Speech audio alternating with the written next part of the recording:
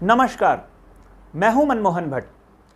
उत्तराखंड में कई बार एक खबर आती है कि उत्तराखंड के अलग अलग विभागों के बीच में कोई स्पष्ट तालमेल नहीं है या जिसे कहते हैं कि कोऑर्डिनेशन की कमी है। लेकिन विभागों की बात छोड़िए, उत्तराखंड के कैबिनेट स्तर के मंत्रियों के बीच में भी शायद तालमेल की कमी है। और ये मैं क्यों कह रहा हूं, ये मैं आपको आगे बताता हूं। उत्तराखंड के पर्यटन मंत्री हैं सतपाल महाराज। सतपाल महाराज ने एक प्लान बनाया। सतपाल महाराज का प्लान था कि विश्व प्रसिद्ध कॉर्बेट पार्क के भीतर वो एक सर्किट डेवलप करना चाहते हैं, एक पूरी ट्रेल तैयार करना चाहते हैं। ये वो ट्रेल होगी जहां पर प्रधानमंत्री पहुंचे थे बियर ग्रिल्स के साथ और उन्होंने एक पूरा एपिसोड यहां शूट किया था।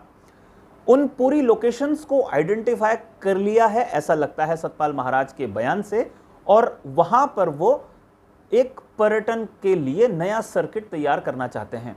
अपनी खबर पर हम आगे बढ़े उससे पहले आप इस बयान को सुनिए और अंदाजा लगाइए कि सतपाल महाराज की मन की बात क्या है। सतपाल महाराज ने पर्यटन को बढ़ावा देने के लिए क्या प्लान किया हुआ है। भारत के यशस्वी प्रधानमंत्री Narendra Modi ji man versus wild में जो शो डिस्कवरी चैनल पे दिखाया गया था, बियर ग्रिल्स के साथ जिम कॉर्बेट पार्क में आते हैं।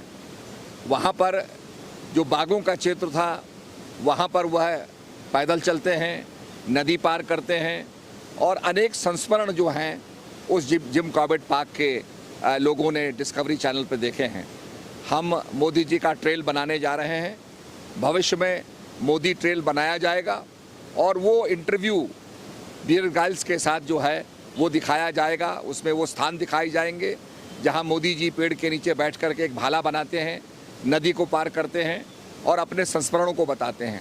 मोबाइल फ़ोन के ऊपर सारे चित्रों को दिखाते हुए हम मोदी ट्रेल के अंदर जो हमारे वाइल्ड लाइफ के पर्यटक हैं उनको उसका पूरा अनुभव कराएंगे और मोदी ट्रेल से उन्हें लाभान्वित कराएंगे। अब खबर शुरू होती है। खबर यह है कि सतपाल महाराज पर्यटन मंत्री हैं, हैवीवेट मंत्री हैं उत्तराखंड शासन के। प्रधानमंत्री कार्यालय तक सतपाल महाराज की सीधी पहुंच होती है और सतपाल महाराज बड़े बड़े प्रोजेक्ट्स को एग्जीक्यूट करने की दिशा में आगे बढ़ रहे हैं। जिस तरीके से रोपवे के निर्माण की गति तेजी से बढ़ रही है, उसमें ऐसा लगता है सतपाल महाराज और उनकी टीम का एक शायद बड़ा रोल है और आने वाले समय में उत्तराखंड के पर्यटन के लिहाज से ये गतिविधियां मजबूत हो सकती हैं। लेकिन सतपाल महाराज वन मंत्री के क्षेत्र में अतिक्रमण शायद कर गए हैं।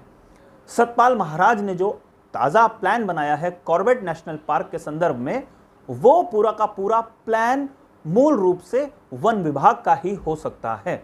पर्यटन विभाग की गतिविधियों को वन विभाग के अंदर किसी भी तरीके से संचालित नहीं किया जा सकता। इको टूरिज्म के तौर पर उसे शामिल किया जा सकता है, लेकिन इसमें वन मंत्री या वन महकमे की पूरी सहमति होनी चाहिए।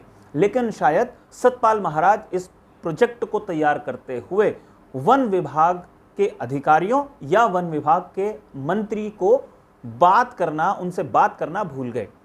वन मंत्री हैं सुबोध उनियाल। सुबोध उनियाल से जब हमने इस पूरे प्रोजेक्ट के बारे में बात करी तो सुबोध उनियाल ने कहा कि ये प्रोजेक्ट की जानकारी उन्हें नहीं है और जो भी काम कॉर्बेट नेशनल पार्क के अंदर होगा वो वन अधिनियम के अंतर्गत जो भी नियम कायदे बने हुए हैं उसके तहत ही किए जा सकते हैं। अब यहां पर दो तीन बातें महत्वपूर्ण हैं। सतपाल महाराज ने कॉर्बेट पार्क को ही क्यों चुना? प्रधानमंत्री नरेंद्र मोदी का उत्तराखंड से बेहद प्यार है। जब से प्रधानमंत्री की कुर्सी नरेंद्र मोदी साहब ने संभाली है, तब से उत्तराखंड आना जाना उनका लगातार होता है। वो केदारनाथ गए, वो बद्रीनाथ गए, वो ऋषिकेश आए। इसके अलावा भी कई और क्षेत्रों में प्रधानमंत्री का आना जाना होता है। उन क्षेत्रों को भी प्रचारित किया जा सकता था और वहां पर पर्यटकों को बुलाया जा सकता था। हालांकि ये बात कही जा सकती है कि केदारनाथ और बद्रीनाथ में पहले से ही तमाम भक्त या पर्यटक पहुंचते रहते हैं, लेकिन कॉर्बेट नेशनल पार्क में भी प्रचार की शायद कोई आवश्यकता नहीं है। वहां पर भी देसी और विदेशी सभी तरीके के पर्यटक पहुंचते हैं और एडवेंचर टूरिज्म का मजा लेने वाले भी वहां पहुंचते हैं। इको टूरिज्म एक नया सेक्टर डेवलप हुआ है, उसके तहत भी कॉर्बेट और उसके आसपास तमाम तरीके के टूरिस्ट पहुंचते हैं। तो बड़ा सवाल यहां पर यही है कि आखिर पर्यटन मंत्री क्यों अतिक्रमण कर गए वन मंत्री के कार्यक्षेत्र में। और वन मंत्री से जब इस बारे में पूछा गया तो उन्होंने इस पूरे प्रोजेक्ट के बारे में जानकारी होने से साफ इनकार कर दिया।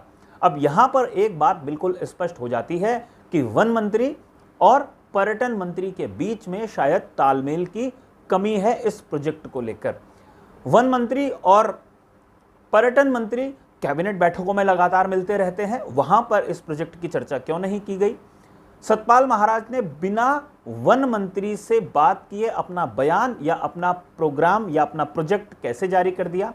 अब चाहे कुछ भी हो, प्रोजेक्ट कितना भी बेहतर बना हुआ हो, अगर तालमेल की कमी दो कैबिनेट स्तर के मंत्रियों के बीच में हो तो कहीं ना कहीं प्रोजेक्ट की सफलता पर प्रश्न चिन्ह लग जाता है। वैसे सतपाल महाराज और सुबोध उनियाल दोनों कांग्रेस बैकग्राउंड के नेता हैं जो अलग अलग समय पर भारतीय जनता पार्टी में शामिल हुए हैं। लेकिन जब ये दोनों नेता कांग्रेस में भी हुआ करते थे तो दो अलग अलग खेमों का प्रतिनिधित्व किया करते थे, और ऐसा लगता है कि वो जो खेमेबाजी कांग्रेस के भीतर हुआ करती थी सतपाल महाराज और सुबोध उनियाल के अलग अलग खेमों की, शायद वो अभी तक जारी है।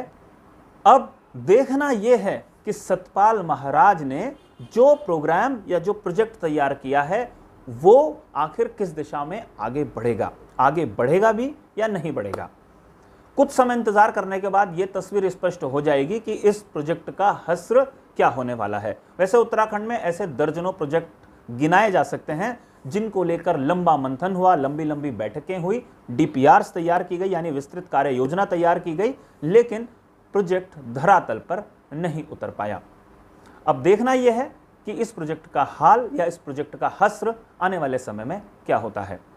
साथियों, हमारी आज की इस रिपोर्ट में फिलहाल इतना ही। अगली रिपोर्ट में आपसे एक बार फिर मुलाकात होगी, लेकिन जाने से पहले दो विशेष आग्रह है हमेशा की तरह। यह रिपोर्ट अगर आपको पसंद आई हो तो इसे लाइक कीजिए, इसे शेयर करके अपने मित्रों तक जरूर पहुंचाइए, और इस चैनल को आपने अगर अभी तक सब्सक्राइब नहीं किया है तो इस चैनल को भी सब्सक्राइब आप जरूर कर लीजिए। नमस्कार।